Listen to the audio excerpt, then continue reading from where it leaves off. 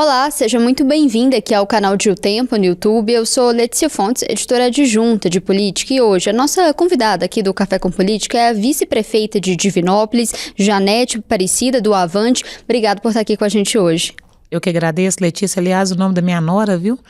Gosto muito do nome, gosto muito da minha nora. Um abraço para ela e é um prazer para mim ter recebido o convite para poder estar aqui nesse bate-papo com você. Primeiro eu queria perguntar para a senhora esteve entre os prefeitos e outros ali chefes de estados que estavam na comitiva em Israel quando começou a acontecer a guerra entre Israel e Irã. Primeiro eu queria perguntar para a senhora como que foi esses dias, como que foi também toda a articulação até vocês saírem de lá? Nós tivemos uma comitiva que foi convidado pela embaixada israelense do Brasil, e essa comitiva foi composta aí por 14 cidades, eram 18 pessoas, mas 14 cidades, porque o Rio de Janeiro estava sendo representado por 2 pessoas, Belo Horizonte também representada por 2 pessoas, as demais é um representante de cada cidade. E a nossa viagem realmente, ela foi aguardada, porque nós estamos falando de pessoas que representam a segurança pública, ciência e tecnologia, lideradas aí dessa cidade. E todo mundo sabe que Israel está na frente, está na ponta entre os países mais tecnológicos que a gente tem aí pelo mundo, na ponta que eu falo que é do top 5 entre os países. E eu recebi isso assim, com muito carinho e com muito desejo de buscar muito aprendizado, porque a proposta era de estudo realmente, inclusive de estudo onde a gente seria recebido uma formatura realmente, onde a gente nós teríamos ali diplomação do curso que a gente foi fazer. Então eu recebi aquilo ali com muito bons olhos e tudo custeado pelo governo de Israel.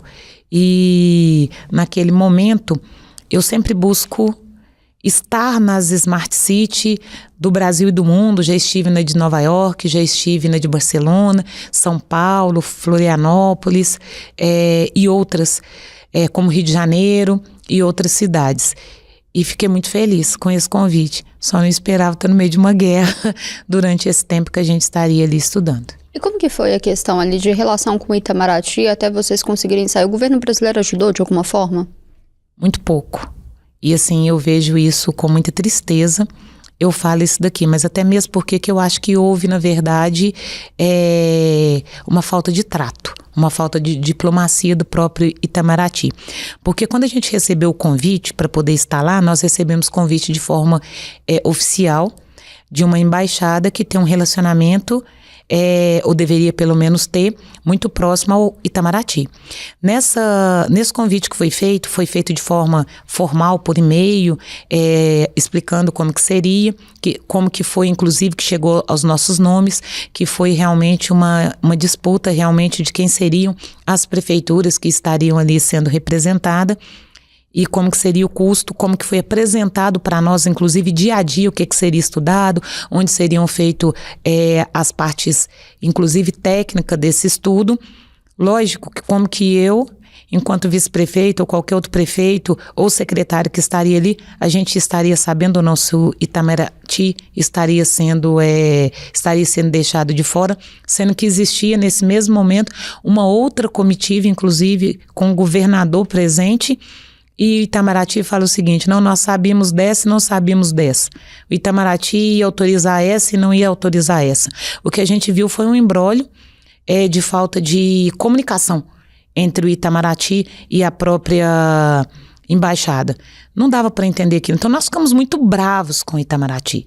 O Itamaraty, na hora que você fala da saída de Israel, como que foi feito esse contexto, se Itamaraty participou ou não, eu não sei. Eu sei que a embaixada participou.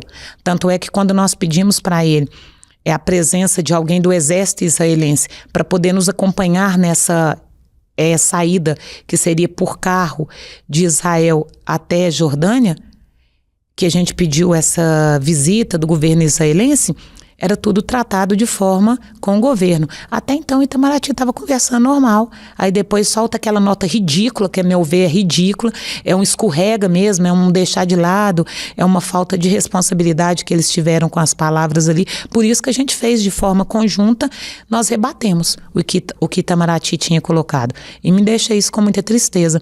E não só por nós que éramos os políticos que estavam aqui, mas pela própria população.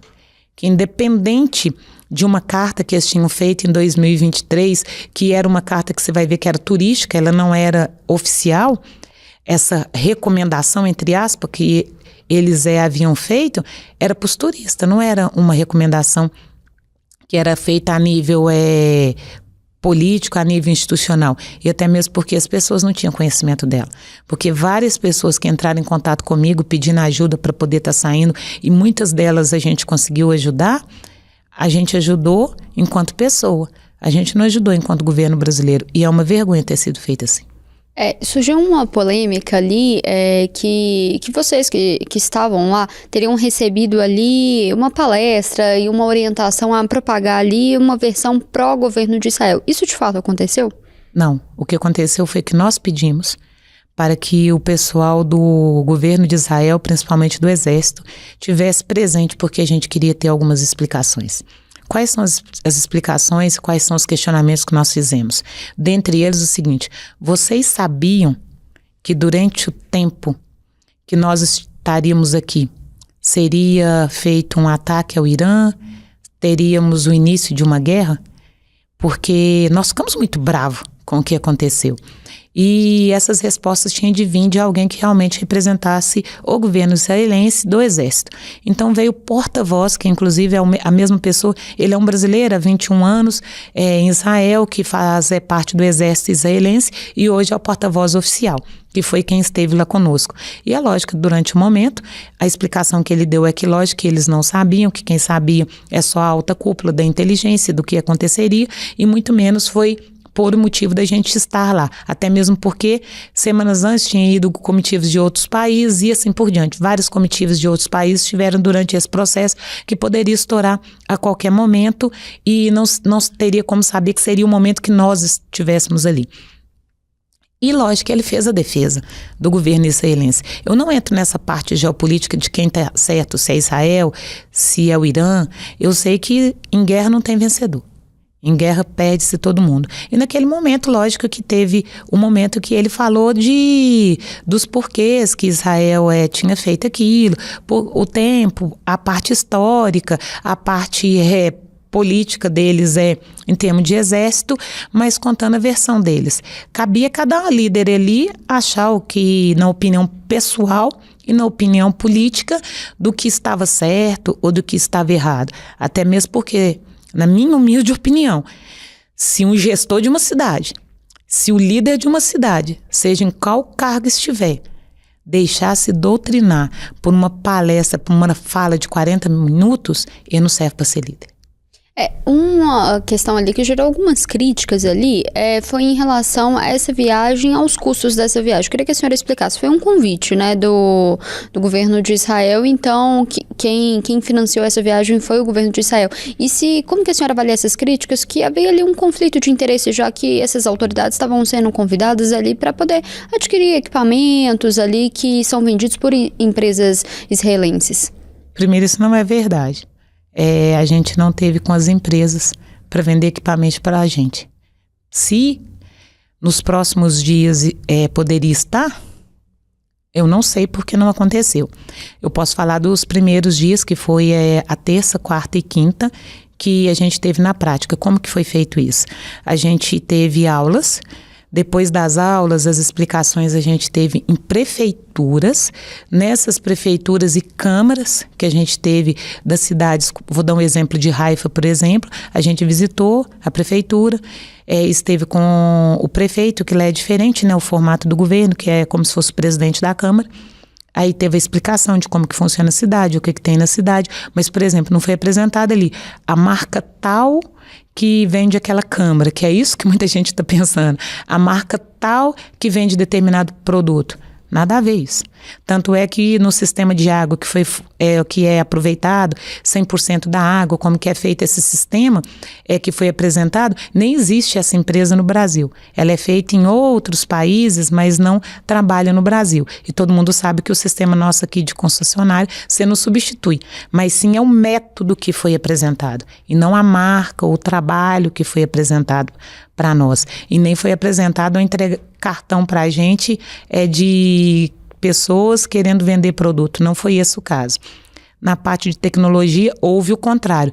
Não, mas nós estamos num parque tecnológico. Aqui a gente tem mais de 30 empresas, das empresas top do mundo. Como que a gente faz para a gente poder ter acesso a essa empresa e apresentar a nossa cidade para poder estar levando uma filial, para estar levando data center para a nossa cidade, por exemplo?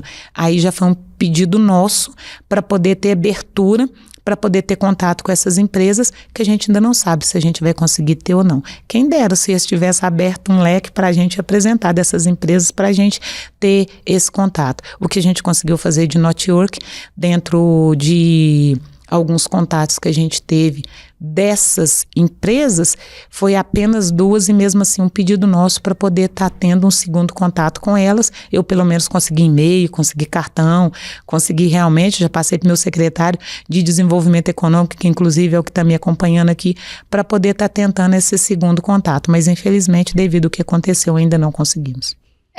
Agora eu quero falar um pouquinho sobre Divinópolis e um pouco sobre ali o cenário de 2026. Fala ali um pouco ali nos bastidores que o prefeito ele deve acabar saindo do cargo, disputando alguma eleição. Tem alguma conversa nesse sentido? E se a senhora assumiria se ele saísse mesmo do cargo?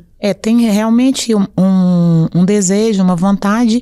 O prefeito poderá sim estar saindo a deputado federal ou algo assim, Senado. Um dos dois pode ser alguma coisa preta saindo. As primeiras conversas realmente que a gente teve é essa. Mas assim, independente dele sair ou não, eu estou preparada para assumir qualquer cargo, porque hoje a gente faz uma gestão compartilhada. E isso então já me deu uma experiência. Eu assumi no primeiro mandato os 4 anos como secretária de governo, então já fazia parte de direcionamento das demais secretarias, acompanhamento do prefeito. Como a gente trabalha muito junto, trabalha muito focado, e é difícil porque geralmente o prefeito e vice não tem essa pegada que a gente tem hoje de trabalhar junto. Então tá tranquilo. Se vier a acontecer, estou preparada para assumir, seria a primeira mulher a assumir uma prefeitura, a prefeitura de Divinópolis.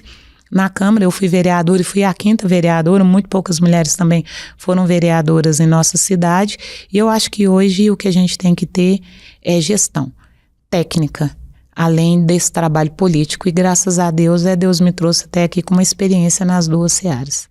A senhora assumindo, tem alguma coisa diferente que a senhora gostaria de fazer nessa gestão, ou seria algo mais de continuidade? Lógico que eu daria continuidade ao que a gente já faz, mas a gente tem sempre a proposta que é a nossa cara, né? Eu tenho muitas coisas que são focadas, que são desejos meus, que são diferentes do prefeito Gleidson, e eu sempre falo que o que faz a gente dar certo é o respeito a essa hierarquia. Hoje eu sigo o formato do governo Gleidson, com continuidade em vários projetos do que a gente faz junto. Mas com certeza eu vou colocar minha cara caso eu assumo o governo de coisas que eu desejo fazer que são um pouco diferentes. O que, por exemplo? O que deixaria mais a sua cara? Hoje eu sou uma pessoa muito tecnológica. Muito. A tecnologia, ela tá na minha veia. Então, essa pegada de estar indo nas Smart City é tornar a cidade de Divinópolis cada vez mais tecnológica. Esse é o primeiro ponto. O segundo é que eu sou muito focada a pessoas também. Então, é alinhar a tecnologia, a mudança e a trazer felicidade na vida das pessoas.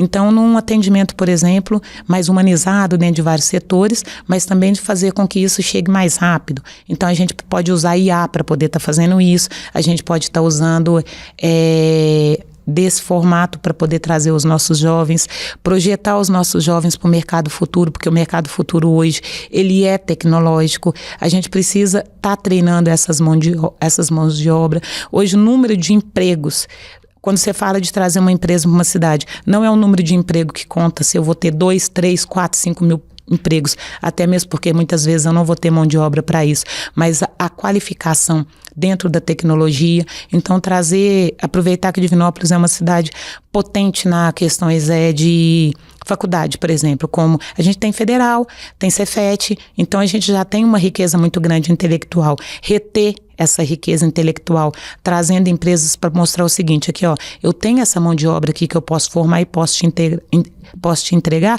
a pessoa trabalhando aqui prestando serviço para a Inglaterra, por exemplo. Que hoje o mundo é assim. Então eu tenho essa visão e esse sonho de fazer isso com a minha cidade, tornando ela uma das cidades mais tecnológicas do país. Até o momento, qual que é o principal legado dessa gestão para Divinópolis, na avaliação da senhora? Primeiro, a recuperação da cidade. Nós pegamos uma cidade extremamente detonada, não só na questão da autoestima da cidade, do cidadão divinopolitano, e hoje a gente recuperou. Hoje você vê uma cidade mais potente, mais bonita, uma cidade que voltou realmente a ter esse crescimento, é uma cidade onde hoje o cidadão e os empresários, assim como as instituições, participam do governo, então isso é uma grande mudança, o que faz com que garanta que a população não vai deixar retroagir para voltar àquilo que era do passado, em ter decrescimento da cidade ao invés de crescer, e hoje entregar uma cidade onde a gente tem uma cidade com uma potencialidade muito maior dentro do desenvolvimento econômico. Hoje nós somos a primeira cidade a nível de aprovação tácita, por exemplo, dentro das empresas, para você poder investir na cidade, uma cidade com crescimento. Se você olhar os nossos números na saúde, sair de 48% para 90% é um grande crescimento dentro dos nossos atendimentos de saúde. A mesma coisa na educação, conseguimos construções assim grandiosas, retorno de voo. Então a gente pode falar que numa única situação. Eu posso dizer que o desenvolvimento da cidade num todo é o legado que o prefeito Gleides deixa aí nessa gestão até agora, mas a gente ainda tem muita coisa para entregar. A senhora citou essa questão da saúde. Uma das principais demandas ali de Divinópolis é o hospital regional. O governo do estado tem expectativa de entregar ainda esse ano. A senhora acredita nesses prazos e como que está essa expectativa? Existe uma diferença entre entrega e colocar para funcionar. Me preocupa muito, o que eu vou falar aqui pode ser até polêmico, mas me preocupa muito essa bola de gude. Já viu bola de ping-pong? Onde você vai bater nela, vai mandar para lá, o outro vai mandar para cá e assim por diante. Nós viemos disso daí desde 2011, a proposta da construção do hospital anterior a isso, que foi feito lá no governo Anastasia Aécio Neves, e depois inicia e para no governo Pimentel, retoma agora no governo Zema, que na verdade não é recurso do governo Zema, é recurso da Vale. Eu nasci em Brumadinho, tá? Então eu estou falando de um hospital que está sendo construído pela vida de mais de 270 pessoas, indenização disso. Então vai terminar e vai custear. Aí o governo do estado não vai assumir o hospital na manutenção. Eu não tenho condição, eu vou passar para o governo federal. O governo federal aceita. Agora o governo federal fala que aceita, mas que já fez uma verificação que na hora que receber o hospital pronto vai ter que fazer adequações para depois começar a funcionar. Não se comprou os equipamentos ainda. Então nós estamos falando assim, o hospital hoje, se você for lá, ele pode ser entregue daqui a um mês. O hospital está pronto para entregar. Eu tenho certeza absoluta que final de agosto o hospital está pronto para entregar. Eles podem inaugurar o hospital em setembro, mas vai inaugurar um espaço vazio. Vai inaugurar um espaço que não vai começar.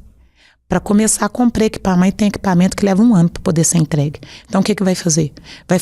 Aí começa a adequação do governo federal para colocar um hospital do jeito que eles acham. Quer dizer, um hospital novo não está pronto para começar ainda. Aí vai começar as reformas para poder começar o governo federal, vai começar a comprar.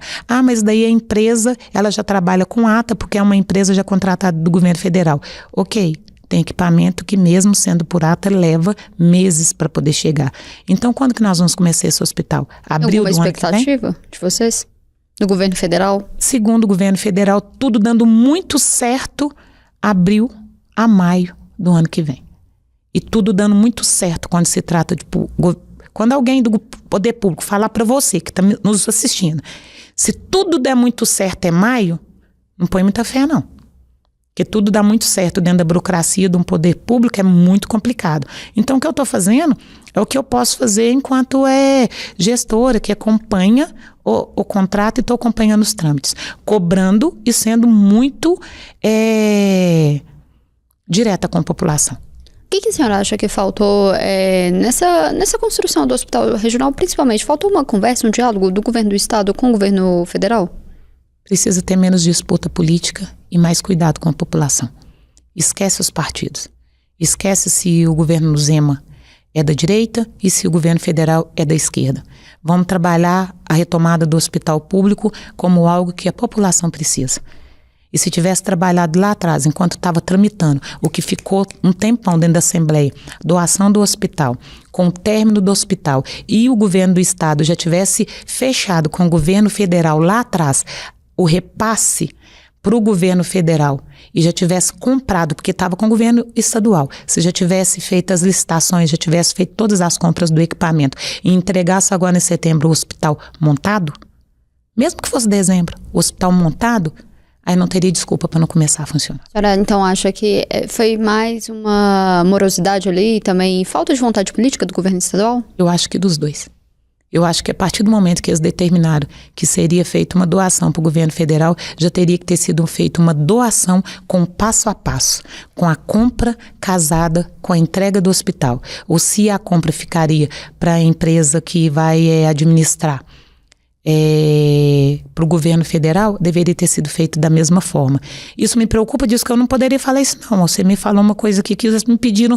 Então, Janete, segura, não fale isso agora. Mas se eu não falo isso agora, vai cair no colo do município e nós não temos absolutamente nada com isso e a população ainda vai achar que eu e o Gleison estamos cobrando. E a gente cobra isso diuturnamente. Falando do prefeito, né? O prefeito segue ali uma linha popular, né? E às vezes usa muitos casos ali de repercussão também para poder viralizar, como faz, né? O irmão dele, o senador Cleitinho, né? E recentemente ele até prometeu ali proibição de balões no município, sendo que a cidade nem conta com essa atividade. Como que a senhora avalia isso? Se não é uma perda ali, uma gestão um pouco mais populista? O que a gente vê em casos como esse, por exemplo, existe sim casos de balão, de fogueira de São João, que realmente, para você ter ideia, a gente agora está colocando, vai lançar dia 5 agora, nós estamos pagando durante 3 meses 2 equipes para poder ajudar o Corpo de Bombeiro a apagar incêndio, que Divinópolis é uma das cidades, nós ficamos em primeiro lugar, cidade que mais teve incêndio em lotes vagos, devido à especulação imobiliária, muito lote vago, até mesmo em áreas centrais da cidade. Com isso, a gente direcionou para poder estar fazendo uma proibição, mesmo tendo uma lei federal, para poder chamar a atenção. E muitas vezes, quando você faz um vídeo sério falando disso, gente, não pode fazer isso, as pessoas não assistem, Letícia. Então o prefeito acaba utilizando dessa pegada que ele tem popular, dessa pegada que ele tem, que consegue chegar até o povo, viraliza isso e acaba chegando naquilo que a gente precisa, que é atentar a nossa população de Divinópolis para não cometer esse tipo de situação, para não utilizar esse tipo de situação que vai acabar prejudicando, assim como a gente fez o ano passado, 3 escolas chegaram a entrar fogo dentro das escolas e a gente custou a pagar antes que chegasse em sala de aula. Então muitas vezes a gente ele acaba usando isso para poder chegar até onde ele queria, que é chegar em toda a população, a conscientização para não ser utilizada.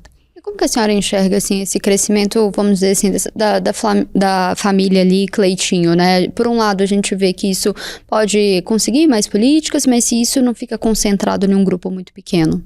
Se a gente ficar bastante atento, eu fui vereadora junto com o Cleitinho. O que eu vejo sempre que eu chamo os 3? Os 3 têm perfil diferente. Todo mundo acha que os 3 têm perfil igual, mas não tem perfil diferente. O Eduardo tem aquele perfil mais sério, mais defensor da direita mesmo, um pouco mais radical. O Cleitinho é mais central, ele conversa com todos os públicos e o Gleison realmente consegue chegar na população, ver as dores ali de quem não tem um calçamento, de quem não tem o mínimo. Vamos dizer assim. Então o que eu vejo é o seguinte, se o político, independente de ser parente, se ele trabalha em favor do povo, não há concentração de poder. Há concentração de vontade política de fazer a diferença. E é isso que eu vejo nos 3. É isso que eu vejo no Gleison, no Eduardo e no Cleitinho. Vontade de transformar e melhorar a vida das pessoas. O fato dele ser parente é simplesmente porque eu falo que a Selminha deu uma barrigada muito boa. De 4, viu? Que ainda falta um, que o Matheus também é muito bom, para quem ainda não conhece. Ele não está na política, mas é um cara do bem. Então eu acho que não tem a ver com parentesco, porque senão a gente não poderia ter, por exemplo, o Eros com a filha. Ou a gente não poderia ter, se a gente pegar aí, nós temos família que é a família inteira, que é como governador, o outro é deputado. O que acontece muito é como ambos, Cleitinho e Gleide, são mais midiáticos, eles estão mais na mira.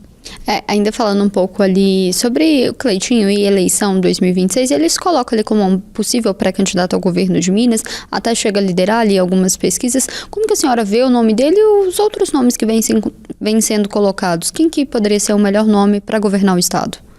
O melhor nome é o Cleitinho. Não tem jeito de eu falar outro nome, não. Até mesmo porque a proximidade que eu tenho, uma relação é próxima e uma relação é de conhecer o Cleitinho. Como eu te falei, eu fui vereadora junto com ele. Sei da vontade de fazer, sei da honestidade. E o que eu acredito é que um governo que se cerca, honestidade é obrigação, mas que se cerca de pessoas tal como ele, mas com capacidade técnica, vai fazer um excelente governo. E eu tenho certeza que ele, colocando o nome dele, a primeira proposta é essa. Então é lógico que se o Cleitinho vier a governo do estado, e eu não estou falando por bem de Divinópolis, não. Eu estou falando, se ele vier ao governo de estado, é o nosso nome, é quem a gente vai defender. Já caminhando para o final, queria perguntar um pouco mais sobre problemas de Divinópolis. A gente vê que a questão ali da segurança tem piorado em Divinópolis. Como que tem sido esse diálogo com o governo do estado, que é o responsável ali pela segurança, e o que a prefeitura também pode fazer? Existe uma diferença de piorar a segurança e estar tendo conflito. É até bom que eu possa esclarecer. Conflito no que teve em Israel, que muita gente pergunta, mas isso foi para lá vive em guerra. Não, lá tinha conflito, é diferente de guerra. O conflito que a gente está tendo dentro de Divinópolis, que está acontecendo em muita cidade, são pessoas que estão se matando por briga de tráfico e de território. Por brigas motivadas por situações como essa. Situações de domínio. E isso tem nos preocupado porque a gente precisa combater o água, que é o tráfico. Hoje, o governo do estado tem um número de polícia muito pequeno. Divinópolis ainda tem um número muito maior, que nós temos a 7ª região e nós temos o 23º batalhão. Todas as polícias nós temos em Divinópolis, federal, delegacia regional, todas nós temos em Divinópolis. Porém, não existe mão suficiente para dar conta disso. Por isso que nós estamos tentando alinhar a questão da tecnologia, por isso que nós estamos buscando o melhor que foi feito em diversas cidades. Eu estive em Aparecida de Goiânia, eu já estive no Rio de Janeiro, eu já estive em São Paulo, Osasco, Ribeirão, e estamos fazendo uma pesquisa para poder fazer uma modelagem do melhor sistema de monitoramento com uma central regionalizada, que é o que eu estou estudando agora. Por que central regionalizada, Letícia? Hoje eu percebo que cidades igual Divinópolis, que é uma cidade polo, a gente tem 250 mil habitantes, mas é quase 2 milhões do entorno. Nós temos cidades, eu faço divisa com 6 cidades. Essas cidades precisam ser monitoradas tanto quanto Divinópolis, porque não adianta eu tirar daqui e ir para a minha cidade vizinha. Então, o que é que a gente está estudando agora? Fazer isso de forma consorciada, colocando câmeras. Nós estamos terminando o estudo de quantas câmeras que a gente precisa colocar na cidade para poder trazer isso seguro. Não adianta só pôr na área central, que a gente só joga isso para os bairros. Colocar em todos os bairros que nós temos cerca de 198 quilômetros de área urbana construída em Divinópolis, cobrindo esses 198, mais a área rural, que é cerca de 530 quilômetros de área rural, para a gente fazer esse monitoramento, colocando os cinturões. A gente tem cerca de 6 entradas na cidade, vindo de Nova Serrana, vindo de Formiga. A gente vem também de Oliveira, então vem de Carmo do Cajuru. Eu não vou ocupar o tempo aqui falando de todas. Eu conheço muito bem tanto o meu território, que é a minha cidade, como o território em volta das cidades. E com isso, eu acredito que a gente consiga fazer uma grande mudança. O investimento é extremamente alto, porque quando a gente fala de tecnologia, não adianta comprar câmera. Isso eu tenho certeza hoje. Muita gente fala, vocês compram câmera. Tecnologia que está sendo usada hoje, daqui 1 ano, 2 anos, já é outra muito diferente, muito melhor. Por isso que a locação e esse termo de referência tem que ser feito muito bem para poder ser substituído assim que melhorar o sistema de monitoramento. Lembrar que o recurso elencado nisso, eu tenho que saber de onde eu vou orçamentar, então eu tenho que orçamentar desse ano para o ano que vem, apontando de onde sair. Lembrando que esse ano é o ano do PPA, que daí a gente constrói para os próximos 5 anos, já dentro da programação do que a gente vai fazer nos próximos 5 anos, e é isso que eu pretendo fazer. É isso que eu e o Gleides pretendemos fazer, usar a tecnologia a favor da segurança pública, alinhada com a nossa polícia militar, com a nossa polícia civil, que eu tenho certeza que faz o que ela consegue. É lógico que a gente precisa... Tem sido suficiente o que o governo do estado tem feito? Não, a gente precisa de mais policiais. A gente precisa de um pouco mais de pessoas. E a gente precisa que o governo do estado e o governo federal atente que essa linha de financiamento para alinhar a tecnologia tem que vir deles também. Os municípios não podem ficar com isso no colo sozinho.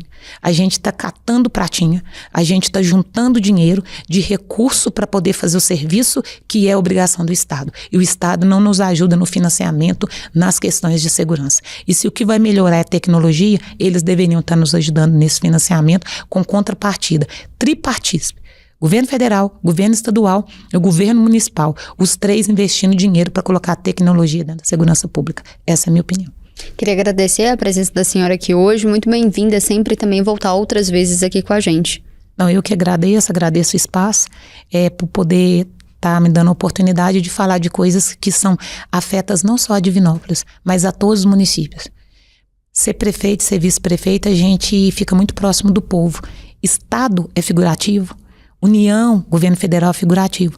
Onde as dores acontecem são no município. E a gente precisa ser mais visto. E o tempo nos dá a oportunidade de fazer isso. Está dando oportunidade para os municípios de Minas Gerais ter voz. Eu que agradeço. A gente fica por aqui, mas você acompanha esses e outros conteúdos aqui no canal de O Tempo, no YouTube e também no portal otempo.com.br. Até mais.